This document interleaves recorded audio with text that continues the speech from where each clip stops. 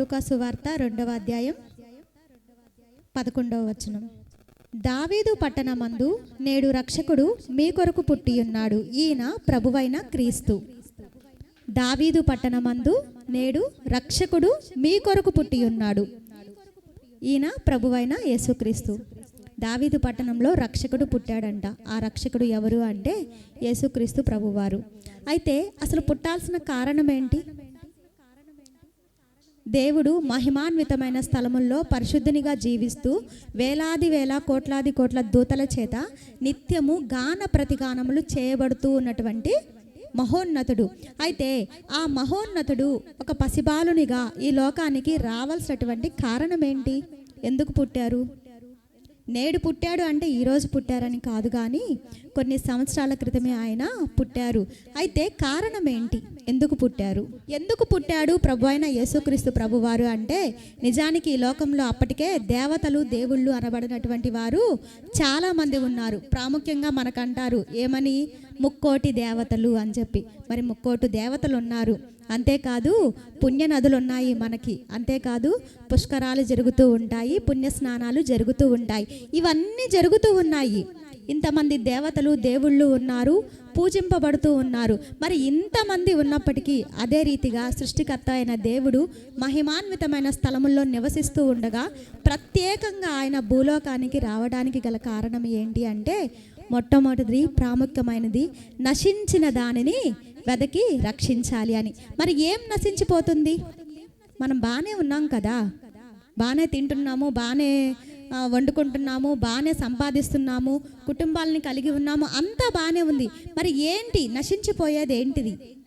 ఆయన ఎందుకు పుట్టాల్సిన అవసరం వచ్చింది అని కనుక మనం చూసినట్లయితే ఏమి నశించిపోతుంది అంటే, ఏది సత్యమో ఏది అసత్యమో తెలియక మానవులందరూ నశించిపోతూ ఉన్నారు.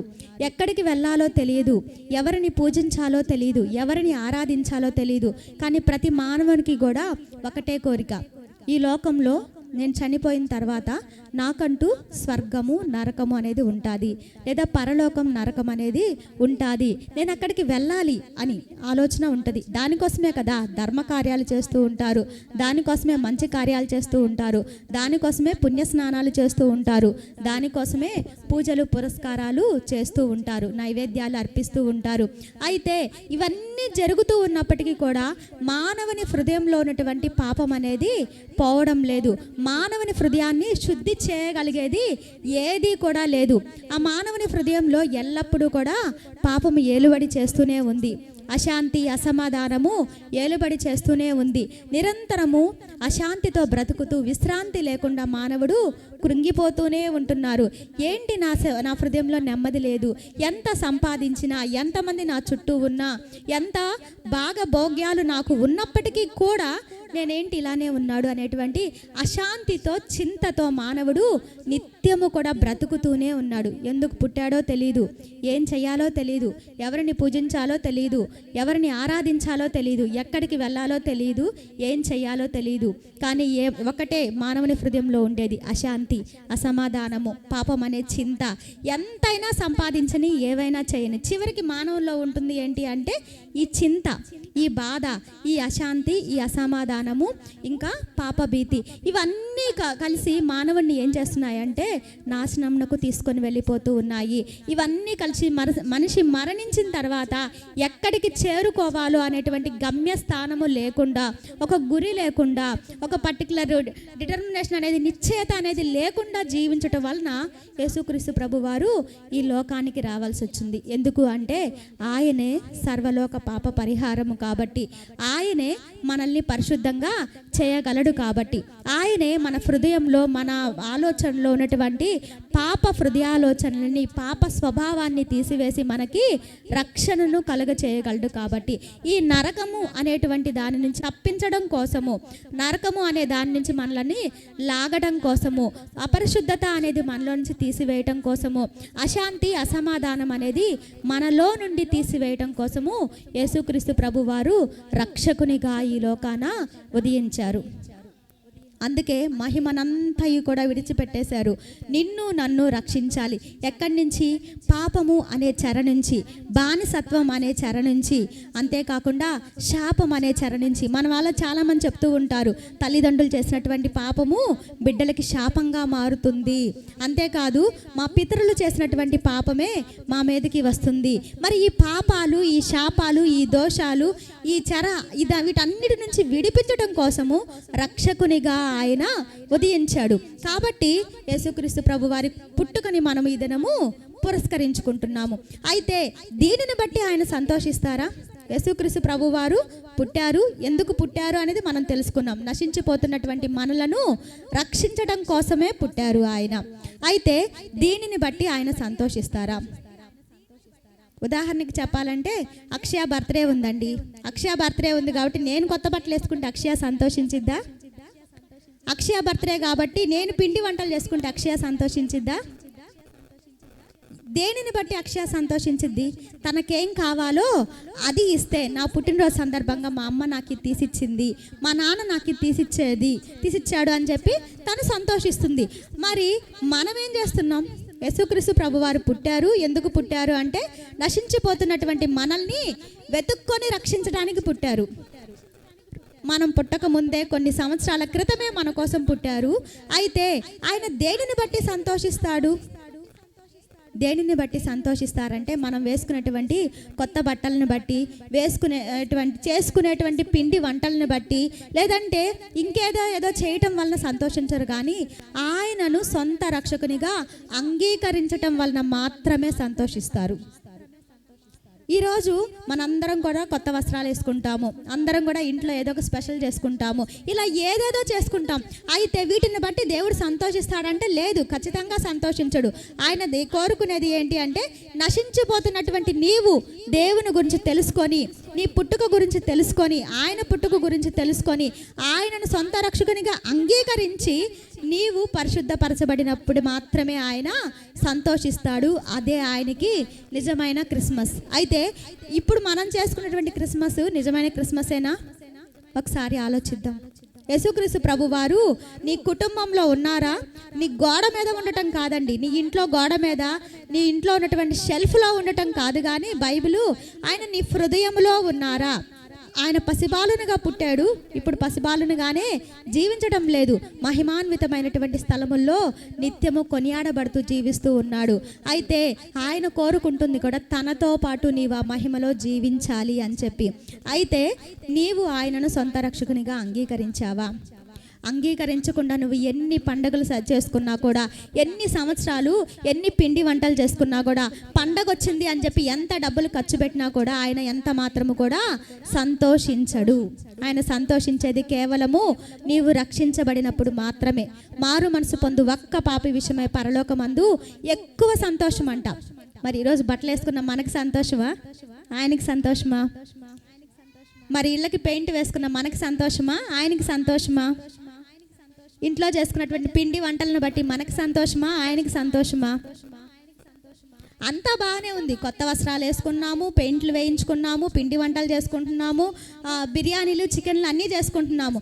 అయితే దేవునికి ఏది? ఆయన కోరుకునేది ఏంటి? ఆయన కోరుకునేది నీవు ఆయనను సొంత రక్షకునిగా అంగీకరించటం, నీవు పరిశుద్ధమైన జీవితం జీవించటము, నీవు ఆయన చిత్తానుసారంగా ఈ లోకాన జీవించటము. ఇది మాత్రమే ఆయన కోరుకుంటున్నారు. మనం వేసుకునే వస్త్రాలను బట్టి కాదు, కానీ ఆయన అనుగ్రహించే రక్షణ వస్త్రాన్ని మనం ధరించాలని ఆయన కోరుకుంటూ ఉంటున్నారు. అయితే ఆ రక్షణ వస్త్రం అనేది ధరించకుండా మనం ఎన్ని పట్టు వస్త్రాలు వేసుకున్నా ఆయన సంతోషించడు. ఆ రక్షణ వస్త్రాన్ని, ఆయన ఇచ్చేటువంటి పరిశుద్ధతని మనం ధరించుకోకుండా మనం ఇళ్ళకి ఎన్ని అందమైన పెయింట్లు వేసుకున్నా కూడా ఆయన సంతోషించరు. ఆయన సంతోషించేది కేవలము నీవు నేను రక్షించబడాలి అని. రక్షకుడు అనేటువంటి పేరు అందుకే ఆయనకి పెట్టింది. నశించిపోతున్నటువంటి మనల్ని రక్షించడానికి వచ్చారు. మరి ఆ రక్షణని మనం పొందుకున్నామా లేదా అనేది ఒకసారి మనము ఆలోచించాలి. మరి రక్షించబడ్డాము, ఓకే, రైట్, బాగానే ఉంది. కూర్చున్నది కూడా భలే కూర్చున్నారు. ఇటు పక్కంతా రక్షణ లేని వాళ్ళు, ఇటు పక్కంతా రక్షించబడిన వాళ్ళు, చాలా బాగా కూర్చున్నారు అనుకోకుండా. అయితే రక్షించబడినటువంటి మనకి మరొక ప్రాముఖ్యమైనటువంటి పనులు కూడా ఉన్నాయి. అదేంటి? రక్షించబడ్డావు, బాగానే ఉంది. ఏదో కొద్దో గొప్ప దేవుని సేవ చేస్తున్నాం, బాగానే ఉంది. ప్రార్థన చేసుకుంటున్నాం, బాగానే ఉంది. పాటలు పాడుతున్నాం, బాగానే ఉంది. ఎక్కడ ప్రార్థన అంటే అక్కడికి వెళ్తున్నాం, బాగానే ఉంది. ఇదేనా ఆయన కోరుకుంటుంది? మరి రక్షకుడు పుట్టినప్పుడు ఏం జరిగింది అనేది ఒకసారి చూద్దాము. మొట్టమొదటిగా మనం చూసినట్లయితే లూకా సువార్తలోనే 2వ అధ్యాయం 10వ వచనం. అయితే ఆ దూత, భయపడకుడి, ఇదిగో ప్రజలందరికీ కలగబోవు మహా సంతోషకరమైన సువార్తమానము నేను మీకు తెలియజేయుచున్నాను. ఇక్కడ ఒక దేవదూత భూమిపైకి వచ్చింది. యేసుక్రీస్తు ప్రభు వారి పుట్టుకను గురించి తెలియజేస్తుంది. ఏమని? భయపడకుడి, నేను మీకు ఒక శుభవర్తమానమును తీసుకొని వచ్చాను. అదేంటి అంటే, నేడు మీకు రక్షకుడు పుట్టి ఉన్నాడు. అయితే అక్కడ ఆ దూత ఏం చేసింది అంటే, ప్రత్యేకంగా ఒక సువార్తమానము చెప్తుంది. ఏమని? భయపడద్దు అని చెప్పి. మరి క్రిస్మస్ సెలబ్రేట్ చేసుకున్నటువంటి మనము, రక్షించబడినటువంటి మనము చేయవలసినటువంటి ప్రాముఖ్యమైన పని ఏంటి అంటే, ఈ లోకంలో భయముతో, అనిశ్చితతో, అశాంతితో, అసమాధానంతో బ్రతుకుతున్నటువంటి ప్రజలు ఎందరో ఉన్నారు. అయితే వారికి నీవు నేను చేయవలసిన మాట, భయపడద్దు. ఎందుకు? నీ సమస్యలను బట్టి భయపడద్దు, నీ పాపమును బట్టి భయపడద్దు, నీ అశాంతి అసమాధానాన్ని బట్టి భయపడద్దు, నీ రోగాన్ని బట్టి భయపడద్దు, నీ ఆర్థిక సమస్యలను బట్టి భయపడద్దు. ఇలా నీ జీవితంలో దేనికైనాను సరే భయపడద్దు. ఎందుకంటే వాటన్నిటి నుంచి విడిపించి నీకు రక్షణను, శాంతి, సమాధానమును అనుగ్రహించగలిగినటువంటి రక్షకుడు నీ కోసము పుట్టి ఉన్నాడు. భయపడద్దు అని ఎవరైతే భయముతో బ్రతుకుతూ ఉన్నారో వారికి శుభవార్తను మోసుకొని వెళ్ళాలి. అయితే మనం మోసుకొని వెళ్ళే వారంగా ఉంటున్నామా? మనమే భయంతో బ్రతుకుతున్నాం. ఏ రోగం ఎప్పుడు వచ్చిద్దో తెలియదు, ఏ సమస్య ఎప్పుడు వచ్చిద్దో తెలియదు, ఏ బాధ ఎప్పుడు వచ్చిద్దో తెలియదు. ఈరోజు బ్రతుకున్నాం, రేపు ఉంటామో పోతామో. ఇలాంటి భయాలు మనలోనే ఉంటే మనం ఏం చెప్తామండి పక్కన వాళ్ళకి? యేసుక్రీస్తు ప్రభు వారు పుట్టారు, నన్ను రక్షించారు, నిన్ను కూడా రక్షించగలరు, కాబట్టి భయపడద్దు అని చెప్పగలిగేటువంటి స్థితిలో మనం ఉన్నామా? లేకపోతే మనమే భయంతో ఉన్నామా? ఒకవేళ ఈరోజు నువ్వు దేని గురించి అయినా చింతిస్తూ భయపడుతూ ఉన్నట్లయితే దేవుడు నీకు తెలియజేస్తున్నారు, భయపడద్దు. దేని గురించి కూడా నీవు భయపడద్దు. నీ భయములన్నిటినీ కూడా తీసివేయటకు నేను శక్తి కలిగిన వాడను. నీ సమస్యలన్నిటి నుంచి నిన్ను విడిపించడానికి నేను శక్తి కలిగిన వాడను. నీకు రక్షణను అందించగలిగిన వ్యక్తినే కాదు, నీ భయములన్నిటిని కూడా తీసివేయగలిగినటువంటి వ్యక్తిని అని దేవుడు నీకు తెలియజేస్తున్నారు. అయితే దేని గురించి భయపడుతున్నావో దేవుడు నీతోనే మాట్లాడుతున్నారు. దేని గురించి కూడా నీవు భయపడద్దు. నీ భయములు, నీ చింత అన్నీ కూడా ఆయనకు అప్పగించు. నీ కోసం పుట్టినటువంటి రక్షకుడు, మన కోసం పుట్టినటువంటి రక్షకుడు ఆ భయములన్నిటి నుండి కూడా మనలను విడిపించగల సమర్థుడు. అయితే ఆనాడు ఆ దూత చేసినటువంటి పని మనం కూడా చేయాలి. ఏంటి అంటే, ప్రతి దినము ఎందరో మన చుట్టూ ఉంటున్నటువంటి వారు భయాందోళనతో బ్రతుకుతూ ఉంటారు కదా, వారిని బలపరచాలి. ఎలాగా? లాస్ట్ వీక్ పాస్టర్ గారు చెప్పారు. ఏమని? ఎవరికో ఒక ఆవిడికి బాగాలేకుండా వస్తే, అవునా ఆ గడ్డొచ్చి మొన్నే ఒక ఆవిడ పొయ్యింది. ఇలాంటి భయాలతో కాదండి. మనము ఏమీ అవ్వదు, ఏం కాదు, ధైర్యంగా ఉండు, ఏం కాదు, దేవుడు ఉన్నాడు. నేను తెలుసుకున్నటువంటి దేవుడు దేనినైనా చేయగల సమర్థుడు. కాబట్టి ఆయన దగ్గరికి వెళ్దాము, ఆయనకి ప్రార్థన చేద్దాము అని చెప్పి ఆ రకంగా నీవు నేను సువార్త ప్రకటించాలి. ఎక్కడ అంటే ప్రత్యేకంగా బైబిల్ పట్టుకొని మైక్ పట్టుకొని వెళ్ళమని కాదు. ఎక్కడ జీవిస్తున్నామో అక్కడ మనం ఎలా ఉండాలి అంటే సువార్త ప్రకటించే దేవదూతల వలె మనం ఉండాలి. దేవుని గురించి తెలియజేసేటువంటి వ్యక్తులంగా మనం ఉండాలి. మరి ఇంకెవరు ఏం చేశారని చూసినట్లయితే లూకా సువార్త 2వ అధ్యాయం 17వ వచనం. వారు చూచి ఈ శిశువును గూర్చి తమతో చెప్పబడిన మాటలు ప్రచురము చేసిరి. అక్కడ ముందున్న వచ్చిన భాగాల్లో మనం చూసినట్లయితే అక్కడ దేవదూత వెళ్ళి సువార్తమానము తెలియజేయగానే ఆ గొర్రెల కాపరులందరూ వచ్చారు. వచ్చి ఏం చేశారు? యేసుక్రీస్తు ప్రభు వారిని చూసి ఏం చేస్తున్నారంటే వెళ్ళి అందరికీ కూడా ప్రచురిస్తున్నారు. మరి రక్షించబడినటువంటి నీవు నేను కూడా ఇలాగే ప్రచురించాలి. ఏమి ప్రచురించాలి అంటే ఆయన గుణ లక్షణాలను ప్రచురించాలి. యేసుక్రీస్తు ప్రభు వారు పుట్టారు కదా, రక్షకునిగా పుట్టారు కదా. అయితే ఆయన గుణ లక్షణాలను మనం కలిగి ఉండి మనలో ప్రచురించాలి.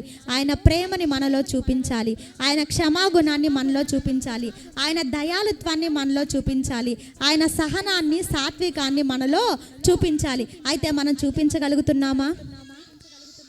మనమే పెద్ద కోపిష్టోళ్ళమే, మనమే పెద్ద గర్విష్ఠులమే, మనమే పెద్ద బూతు మాటలు మాట్లాడే వాళ్ళమి, అబద్ధికులమి, దొంగలమి, వ్యభిచారులమి. మరి మనం ఎలా ప్రచురించగలమండి? మొదట మనం రక్షించబడితే, రక్షకుడు నా కొరకు పుట్టారు అని గ్రహించి మనం రక్షించబడితే, రక్షించబడినటువంటి మనము ఆయనలో దినదినము ఎదిగితే ఖచ్చితంగా ప్రచురించగలము. అయితే ప్రచురించే వారముగా మనం ఉంటున్నామా? ఎక్కడ జీవిస్తున్నామో అక్కడ పరిమళ సువాసన మన నుంచి వెదజల్లాలి. క్రీస్తు పరిమళ సువాసన వెదజల్లుతూ మన గుణాతిశయాలు ద్వారా క్రీస్తుని మనము లోకానికి కనపరచాలి. ఆనాడు ఆ గొర్రెల కాపరులు చేసింది అదే. యేసుక్రీస్తు ప్రభు వారు పుట్టారు అని చెప్పి ఆయనను గూర్చి ప్రచురించారు. అయితే ఈరోజు మనం ఏం చేస్తామంటే పిండి వంటలు వండుకొని పక్కింటి వాళ్ళకి ఇస్తాము, లేదా బిర్యానీ అవన్నీ చేసుకొని పక్కింటి వాళ్ళకి, ఎదిరింటి వాళ్ళకి ఇస్తాము. ఓకే, రైట్, మంచిదే. ఏనాడైనా యేసుక్రీస్తు ప్రభు వారి గురించి చెప్పారా? ఏనాడైనా మీరు ప్రార్థనకి రాకపోయినా పర్లేదమ్మా, ఇదిగో మీ సమస్యలు ఉన్నాయి కదా, ఈ సమస్యలు తీరుతాయి, ఒకసారి ప్రార్థన చెయ్యండి అని చెప్పారా? అరే ఆ అమ్మాయి ప్రవర్తన చాలా బాగుంది, ఎందుకు ఆ అమ్మాయి అలా ప్రత్యేకంగా ఉంటుంది, ఎందుకు అతను ప్రత్యేకంగా ఉంటున్నాడు అని చెప్పి మన స్వభావం ద్వారా, మన ప్రవర్తన ద్వారా క్రీస్తుని మనం ప్రచురించగలుగుతున్నామా? ఒకసారి ఆలోచిద్దాము. మనము పరిశుద్ధంగా జీవిస్తే, మనం పవిత్రంగా జీవిస్తే, మన నోటి నుంచి బూతులు, సినిమా పాటలు, వ్యర్థమైనటువంటి మాటలు రాకుండా ఉంటే ఆటోమేటిక్గా ఇతరులు మన ద్వారా ప్రభావితం అవుతారు, క్రీస్తు మన ద్వారా ప్రచురించబడతారు. అయితే ఆయన కోరుకుంటుంది ఇదే. ఆయన పుట్టాడు అని చెప్పి మనం సెలబ్రేట్ చేసుకోవటం కాదు, కానీ ఆయన పుట్టుక ప్రతిరోజు, ప్రతిదినం మన జీవితంలో జరగాలి. ఎలా అంటే మన ప్రవర్తన ద్వారా ఆయన ప్రచురించబడాలి. అయితే ప్రచురించబడుతున్నారా? ఒకసారి ఆలోచిద్దాము. మరి అదే రీతిగా మత్తయి సువార్త చూద్దాము. మత్తయి సువార్త 2వ అధ్యాయం 9వ వచనం. వారు రాజు మాట విని బయలుదేరి పోవుచుండగా, ఇదిగో తూర్పు దేశమున వారు చూచిన నక్షత్రము ఆ శిశువు ఉండిన చోటికి మీదుగా వచ్చి నిలుచు వరకు వారికి ముందు నడిచెను. ఇక్కడ వ్రాయబడింది ఏంటి అంటే, జ్ఞానులు వచ్చారు. ఆ జ్ఞానులు యేసుక్రీస్తు ప్రభు వారు ఎక్కడా అని చెప్పి అడిగారు. అడిగితే అక్కడ హేరోదు రాజు చెప్పారు, ఇక్కడేం పుట్టలేదు, ఎక్కడ పుట్టారో మీరు తెలుసుకొని మీరు వచ్చి నాకు కూడా చెప్పండి, నేను వస్తాను అంటే సరే అని వారు వెళ్తూ ఉన్నారు.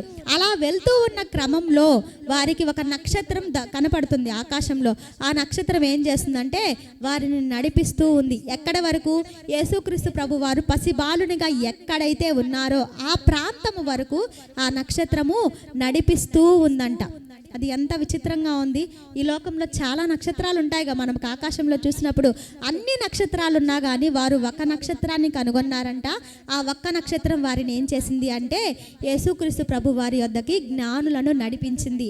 అవును, ఈ లోకంలో క్రైస్తవులుగా పిలువబడుతున్నటువంటి వారు చాలా మంది ఉంటారు, కానీ ఆ ఒక్క నక్షత్రం జ్ఞానులకు యేసుక్రీస్తు ప్రభు వారి యొద్దకు దారి చూపినట్లు నీవు నేను కూడా దారి చూపించే వారిగా ఈ లోకంలో ఉండాలి. మరి ఉంటున్నామా? నశించిపోతున్నటువంటి వారికి, ఈ లోకంలో మలినమైపోయి జీవిస్తున్నటువంటి వారికి, నిజ దేవుడెవరో ఎరుగునటువంటి వారికి నిజ దేవుడెవరో నీవు చూపించాలి. యేసుక్రీస్తు ప్రభు వారే నిజ దేవుడు అని చూపించేటువంటి, దారి చూపించేటువంటి ఒక నక్షత్రంగా నీవు ఉండాలని ఆయన కోరుకుంటున్నారు. అయితే నీవు నక్షత్రంగా ప్రకాశిస్తున్నావా? దేవుని వెలుగు, దేవుని ప్రకాశము, దేవుని మహిమ నీలో ఉదయించిందా? ఒకసారి ఆలోచించు. నీతి సూర్యుడు మనకి ఉదయించారు కదా, మరి ఆ ఉదయించిన నీతి సూర్యుడు నీలో ఉదయించారా? ఆ మహిమ నీలో ఉందా? ఒకసారి ఆలోచించు. ఎలా ఉన్నావు? నీ బ్రతుకు ఎలా ఉంది? నీవే చీకటిలో బ్రతుకుతున్నావా, లేకపోతే వెలుగులో నీవు జీవిస్తూ అనేకుల్ని దేవుని వెలుగులో నడిపించేటువంటి సాధనముగా నీవున్నావా? నక్షత్రం అయితే అలా దారి చూపించింది. నేడు మనం కూడా అనేకులకి దారి చూపించేటువంటి వారిగా ఉండాలని ఆయన కోరుకుంటున్నారు. మరి చివరిగా మనం ఇందాక చూసాం కదా జ్ఞానులు. ఆ జ్ఞానులు ఏం చేశారు అనేది చూద్దాము. మరి నక్షత్రము దారి చూపించింది జ్ఞానులకి. మరి ఆ జ్ఞానులు యేసుక్రీస్తు ప్రభు వారి వద్దకి వచ్చి ఏం చేశారు? మత్తయి సువార్త 2వ అధ్యాయం 11వ వచనంలో మనం చూసినట్లయితే, మత్తయి సువార్త 2వ అధ్యాయం 11వ వచనం. తల్లి అయిన మరియను ఆ శిశువును చూచి సాగిలపడి ఆయనను పూజించి తమ పెట్టెలు విప్పి బంగారమును, సాంబ్రాణిని, బోలమును కానుకలుగా ఆయనకు సమర్పించిరి. ఆ జ్ఞానులు వచ్చారు. వచ్చిన వారు ఏం చేశారంట? బంగారము, సాంబ్రాణి, బోలాన్ని సమర్పించారు. బంగారము అంటే మనం కలిగి ఉన్నటువంటి వాటిలో అతి ప్రాముఖ్యమైనది కదా. మరి దేవుడు కూడా మన నుంచి ఇలాంటి అర్పణను కోరుకుంటున్నారు. అంటే బంగారం ఇవ్వమని కాదండి, దానికంటే అమూల్యమైనటువంటి మన హృదయాన్ని, మన జీవితాన్ని ఆయనకి సమర్పించాలని ఆయన కోరుకుంటున్నారు. అయితే నీ హృదయంలో యేసుక్రీస్తు ప్రభువారు పుట్టారా? నీ హృదయాన్ని ఆయనకి నీవు సమర్పించావా? ఒక్కసారి ఆలోచించు. పండుగ చేసుకుంటున్నావు, మంచిదే. అయితే ఆ పండుగను బట్టి ఆయన సంతోషించడు, కానీ ఆయన నీలో పుట్టడం బట్టి మాత్రమే సంతోషిస్తాడు. మరి విలువైన నీ జీవితాన్ని ఆయనకి సమర్పించాలి ఆయన కోరుకుంటున్నారు. అయితే నీవు సమర్పించావా? మరి సాంబ్రాణి ఎప్పుడు వేస్తారు? సహజంగా ఎవరైనా చనిపోయినప్పుడు వారికి ధూపం వేయటానికి సాంబ్రాణి వేస్తారు.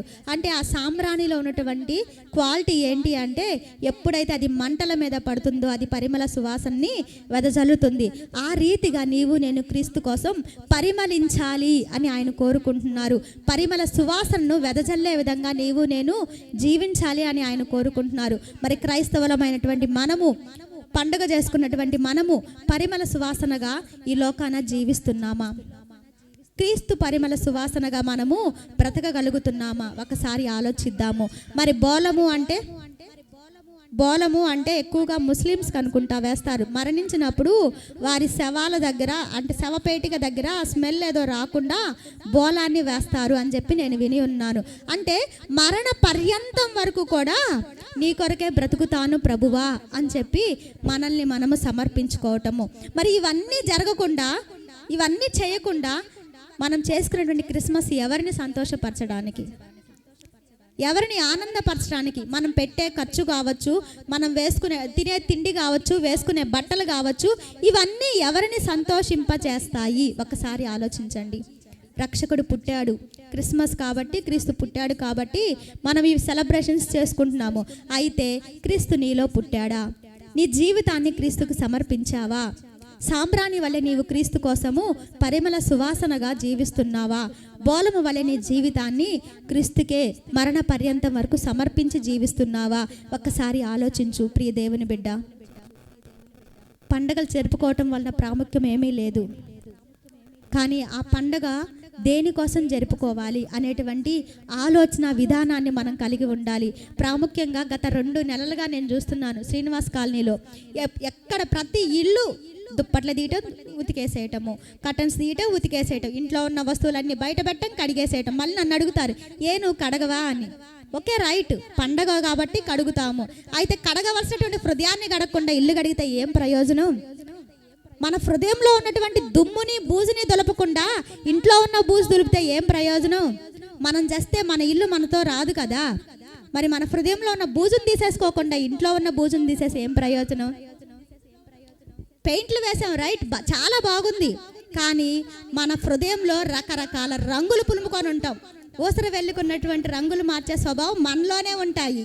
ఇన్ని స్వభావాలు, మందిరానికి వస్తే ఒక స్వభావం, బయటకు వస్తే ఒక స్వభావం, పనిలో ఒక స్వభావం, స్నేహితుల దగ్గర ఒక స్వభావము. అమ్మో అక్కుంది, బూతులు మాట్లాడకూడదు కదా. ఇలాంటి స్వభావం వల్ల ఏం ప్రయోజనం అండి? రంగులు పూసుకోవాల్సింది మన ముఖానికి కాదు, ఇంటికి కాదు. దేవుని హృదయము అంటే దేవుణ్ణే మన హృదయం మీద అలంకరణగా ఉంచుకోవాలి. ఆయన గుణ లక్షణాలని అలంకరణగా ఉంచుకోవాలి. మరి ఇవేమీ చెయ్యకుండా క్రిస్మస్ అని చెప్పి మనం చేసుకునేటువంటి ఈ సెలబ్రేషన్ వలన ఇంత కూడా దేవుడు సంతోషించడు. ఒకసారి ఆలోచించండి. మన బిడ్డల కోసమే ఒక 20,000 30,000 ఖర్చు పెట్టి మనం బర్త్డే చేసాం, బాగా చేసాం, చాలా గ్రాండ్గా చేసాం. కానీ చివరికి ఆ బిడ్డ వచ్చేసేసి నువ్వు ఇంత చేసినా నాకేమాత్రం నచ్చలేదమ్మా ఇదంతా అంటే ఎట్లుంటుంది? ఎలా ఉంటుంది? ఒక 30,000 1,00,000 ఖర్చు పెట్టామండి. అంత ఖర్చు పెట్టినా చివరికి ఆ బిడ్డ వచ్చేసి నాకు ఇది నచ్చలేదు అంటే కళ్ళల్లోంచి నీళ్ళు వచ్చేస్తాయా? రాలేదా? నా ప్రేమని అర్థం చేసుకోలేదు అని చెప్పి అంటాం కదా. యేసుక్రీస్తు ప్రభు వారు కూడా ఇలాగే కన్నీరు కారుస్తున్నారు. ఎందుకంటే అసలు నేను ఎందుకు పుట్టానో వారు గ్రహించుకోవట్లేదు, ఎందుకు పుట్టానో వారు ఇంతవరకు తెలుసుకోవట్లేదు. నేను రక్షించాలని పుట్టాను, వారు మాత్రం నరకానికే వెళ్ళిపోతూ నన్ను రక్షకునిగా అంగీకరించకుండానే పండగలు చేసుకుంటున్నారని దుఃఖపడుతున్నారు. మరి ఈరోజు నువ్వు ఆనందిస్తున్నావేమో, కానీ నీ వలన దేవుడు కన్నీరు కారుస్తున్నారు. ఒక్కసారి ఆలోచించు. నువ్వు ఆనందిస్తున్నావేమో, కానీ నీ బ్రతుకు మారకపోవటం వలన ఆయన దుఃఖపడుతున్నారు. కాబట్టి నీ వలన దుఃఖం కలుగుతుందో, నీ వలన బాధ కలుగుతుందో, నీ వలన సంతోషం కలుగుతుందా, నీ వలన చింత కలుగుతుందా, యేసుక్రీస్తు ప్రభు వారికి ఒక్కసారి ఆలోచించు. ఈరోజు బర్త్డే అయింది కదా, ఆయన్ని సంతోషపెడదాం. ఆయన సంతోషపెట్టే రీతిగా మనం జీవిద్దాము. ఆయన సంతోషపెట్టే రీతిగా మన బ్రతుకుని మార్చుకుందాము. ఇట్టి కృప దేవుడు మనందరికీ కూడా అనుగ్రహించును గాక.